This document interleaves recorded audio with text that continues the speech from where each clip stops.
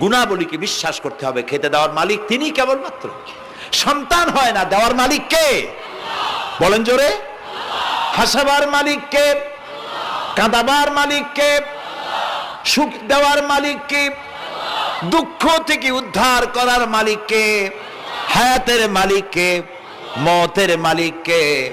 ফাআলুন lima ইউরিদ, যা খুশি তাই তিনি করতে পারেন। সুবহানাল্লাহ বলে। কোন? কাফ আর নুন, দুটি অক্ষর, যখন যা ইচ্ছে করেন হয়ে যায়। আল্লাহর এই গুণকে বিশ্বাস করলে মানুষ শিরক থেকে বাঁচতে পারবে। মাজার মুখী হবে না মুসলমান, মসজিদ মুখী হবে তখন। আজ আমার মুসলমান একদিকে নামাজও পড়ে আর একদিকে মাজারের কাছে গিয়ে দুর্বল হয়ে যায়। আছে না?